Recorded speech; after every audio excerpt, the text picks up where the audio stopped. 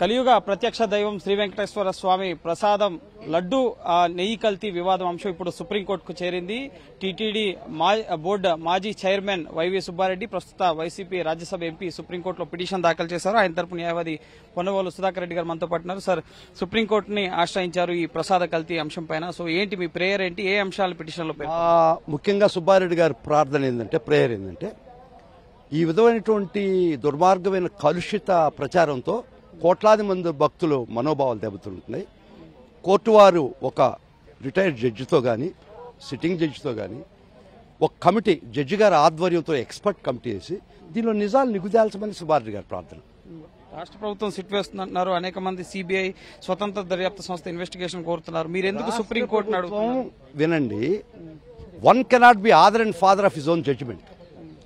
ఇప్పుడు నేనే కేసు పెట్టి నేనే జడ్జిని అయితే ఎట్టబ్బా, తప్పు కదా అమ్మా, న్యాయసమ్మతం కాదు కదా.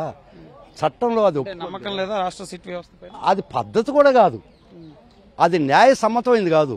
నేనే అక్యూజ్ చేసి నేనే నీకు శిక్ష వేస్తానంటే అది ధర్మం కాదు కదా. ఎందుకు మీకు భయం, మీకు ఇబ్బంది ఎందుకు?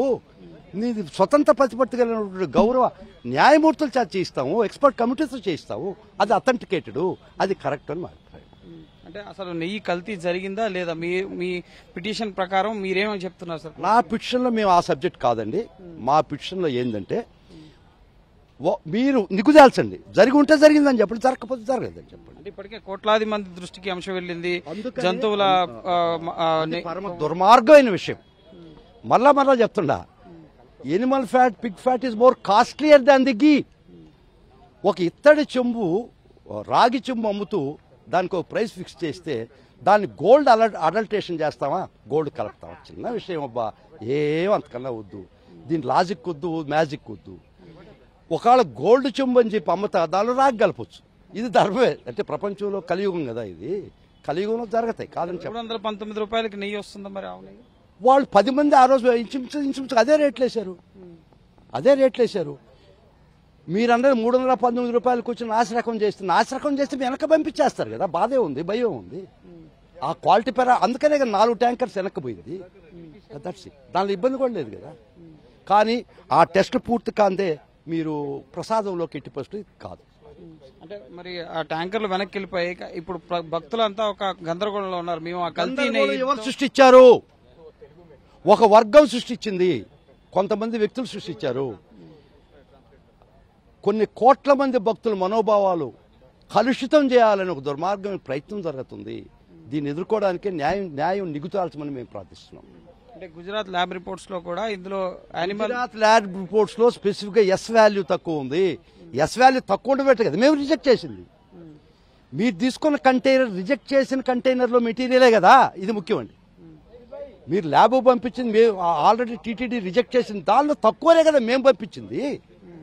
ఎస్ వాల్యూ తక్కువ ఉందనే కదా మేము వెనక పంపించేసింది. ఎస్ వాల్యూ తక్కువ నెయ్యితో ఎటువంటి ప్రసాదం తయారు కాలేదు. 3 టెస్టులు కాకుండా ఏ ఒక్క ప్రోడక్ట్ నెయ్యి లోపలికి రాదు. ఆ 3 టెస్టులో తక్కువ ఉందని గట్ట మేము వెనక పంపించింది. దానిలో మళ్ళీ మీరు తీసుకొని మీరు టెస్ట్ చేస్తే ఎట్టొస్తుంది? దానికి కారణాలు ఇచ్చినాడు. ఎస్ వాల్యూ ఎందుకు తక్కువ వస్తుంది మీరు చదవండి. ముఖ్యంగా పాత రోజుల్లో ఒక చిన్న విషయం చెప్తానండి. ఒక అత్తా కోడలు ఉండేదంట. ఎవరో భిక్షానికి వస్తే కోడలు ఏం చెప్పిందంటే, చేయదేరలేదమ్మా పో అమ్మా అందంట.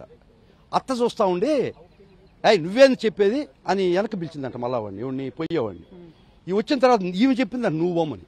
ఆమె చెప్పేస్తుంది కదా. ట్యాంకర్లన్నీ ఎప్పుడు వచ్చేసారి? ఏఆర్ ఫుడ్ మార్చి 15 నుంచి అది ఎలక్షన్ కోడ్ ప్రాంతంలో వచ్చి ఉండాలి. సో గత ప్రభుత్వానికి ఈ ట్యాంకర్లతో అసలు సంబంధం లేదండి టీటీడీ.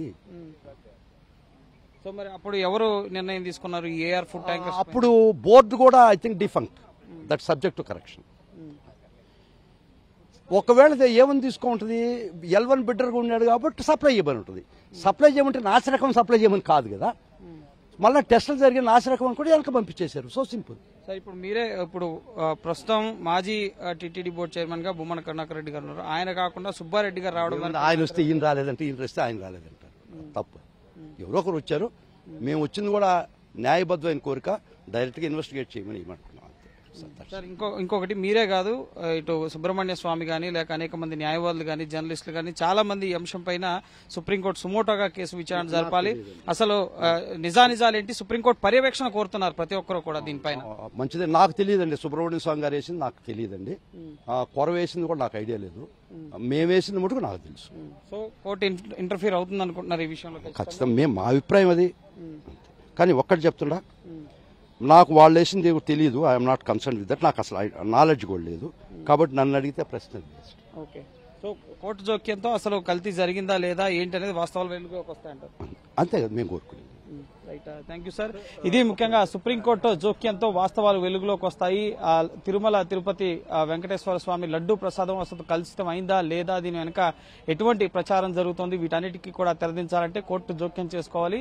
కోర్టు పర్యవేక్షణలోనే ముఖ్యంగా ఈ నెయ్యి కల్తీ పైన విచారణ జరగాలి అని చెప్పి వైవి సుబ్బారెడ్డి సుప్రీంకోర్టులో పిటిషన్ దాఖలు చేయడం జరిగింది. ఫుడ్ ఎక్స్పర్ట్స్ నేతృత్వంలో ఈ ఎంక్వైరీ జరగాలని చెప్పి కూడా ఆయన పిటిషన్లో పేర్కొన్నారు. మిగతా వారు వేసిన పిటిషన్లకు సంబంధించి తనకు సమాచారం లేదు అని చెప్పి పొన్నవాళ్ళు సుధాకర్ రెడ్డి చెప్తున్నారు. సో చూడాలి సుప్రీంకోర్టు ఈ కేసుని ఎప్పుడు విచారణకు చేపడుతుంది, ఎంత త్వరగా ముఖ్యంగా ఈ లడ్డూ ప్రసాద వివాద అంశానికి తెరపడుతుంది అనేది మనం వేచి చూడాలి. సంజయ్తో గోపికృష్ణ, 10 టీవీ, న్యూఢిల్లీ.